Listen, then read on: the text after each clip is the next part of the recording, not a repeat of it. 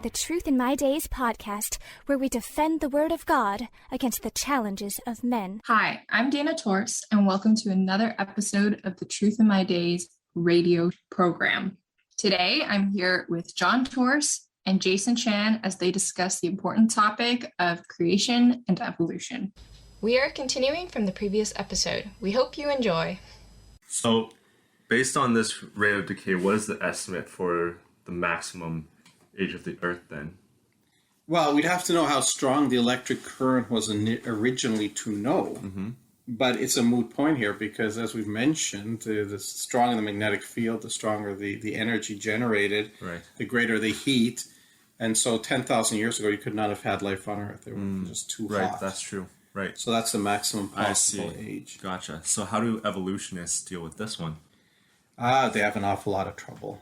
They have an awful lot of trouble because they know the numbers. Okay? So they have to like how? I mean, it's been decaying for this period, and that sets a maximum age. So what do they have to do? Well, they have to try to claim something like it flips. So it decays down a certain point, and then it flips. And then it goes up, and then it starts decaying and flips, and then starts building up. And so they, instead of just having a field that decays, they have to posit this kind of flipping back and forth. And have we observed this flipping before? Absolutely not. We haven't observed a flip. Now, there's certain traces in magnetic particles, iron particles, and so on in rocks that indicate that you can have like a little local reversal, certainly nothing worldwide. But there's a bigger problem to that, is if you flip and you build it back up before it decays again, where does the energy come from? This is the problem. Okay, like we said, the God created the electric current with the Earth when he made it. It's no power to regenerate it. Now the evolutionists need something to regenerate it. Well, all they can say, and this shows you how desperate they get, is to say that, well, when the magnetic field is decaying, it's not actually losing energy. It's actually storing the energy in non-dipole fields. And so then it flips, and the energy goes from the non-dipole fields into the dipole fields and goes through this whole cycle over and over and over again. So in other words, energy is never lost in the magnetic field. It's always stored in some part of the magnetic field, and you go through all these years and there's no energy loss. You see a problem with that? Yeah, that violates the second law of thermodynamics. Exactly. The most fundamental law of science is the usable energy is always going down. You cannot have any kind of process with no energy loss. Yeah. And in fact, the numbers have been done comparing how much energy there is in the dipole part of the field to the non-dipole field, using data from the International Geomagnetic Reference Field, data collected between 1970 and 2000.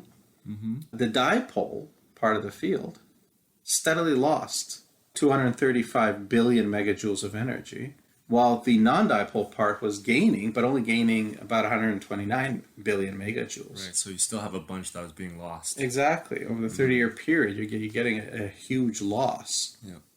So at that rate of loss, that's like 1.41%, plus or minus. Yeah. At that rate, the field would lose half its energy every 1,465 years, plus or minus. Okay. So that means that the attempt to explain this away from the evolution, it just doesn't work. And we knew it wouldn't because it violates the second law of thermodynamics, the most fundamental law of science. So we're back to the fact that the evidence tells us that the magnetic field around Earth would have been too strong 10,000 years ago for life to exist on Earth, which again, it tells us at least life on Earth has to be less than 10,000 years. I see. And they have no good gambit to get around that. Interesting. What else is there, John? Well, there's the rings of Saturn.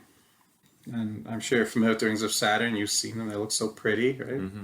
Actually, a number of planets have rings. They're just too small relative for us to see them. Saturn's got the nicest, biggest, most beautiful rings. I see. And scientists used to think that they didn't even know what it was. It might be a gas, it might be some kind of liquid. It's all uniform and some that just kind of equalized through the billions of years. So it's just kind of a homogeneous structure around the planet. Well, we got satellites up there. We saw this is actually not the case. They're made up of tiny little pieces of rock. Okay. And these rings of rocks are being continuously pummeled by little meteoroids. And they're breaking up the rings. And they're breaking them up at such a pace that these rings should have completely dispersed within 10,000 years. Yet they're still there. I see. And that's from Jeffrey Coetzee, Ring Planet, Still Mysterious 2, Sky and Telescope, Volume 69, January 1985. So it's still mysterious, they say. They don't understand why. And the reason they don't understand why is because they don't want to admit that the universe cannot be more than 10,000 years old. Huh. And it gets worse with the other planets. Like once they sent the space probes out there around Jupiter and Saturn and Uranus. Jupiter, they took the measurements. They said that the particles should only last a very short time, perhaps only a few thousand years. I see. And yet they're there. For Uranus, they said they concluded this: the thin outer atmosphere of Uranus extends into the rings, so it should slow down very tiny dust particles and cause them to sink into the inner atmosphere in a few thousand years or less. So even all the outer planets, all of this evidence points towards just a few thousand years. Yes, exactly. But again, you don't hear this. You have to go looking for it yourself. How do evolutionists explain away this one? I imagine it's pretty hard because most of these outer planets are saying a few thousand. So how do they explain away all of these planets? Yeah, they had different attempts, explanation, and observation debunked them all. The current one that they're holding on to is shepherd moons. They say. Shepherd moons. Shepherd moons. The moons of the planet kind of act as shepherds to keep the rings in place. Oh. But the problem is that doesn't work either. It's interesting. You send out some probes and you look for moons. One of Saturn's moons called Prometheus. They went looking for it, and they know where it is, where it's located. They didn't find it where they were looking. They found that Prometheus had actually slipped in its orbits by 20 degrees because it collided with some of the objects in one of the rings of Saturn. Okay. I think it was in early 1993. Mm-hmm. But they're finding what the moons are doing is actually interacting with the rings. They're not standing back and shepherding. They're actually colliding with them and likely disintegrating as a result. So this is, I think, why Jeffrey Coetzee says, this is still mysterious. They have no explanation. They have none. I see. And here's what you have to start asking. Science is supposed to go where the evidence leads. Right. So if the evidence is telling you from one source after another, that the Earth cannot be more than 10,000 years old, why are they still holding to the billions of years? And there's more. We talked about this one already before, about the blood vessels, soft tissues. Right. In fossils that are supposed to be, we looked at the T-Rex that was 65 million years old. They found it in older dinosaurs. But here's an even more fun one.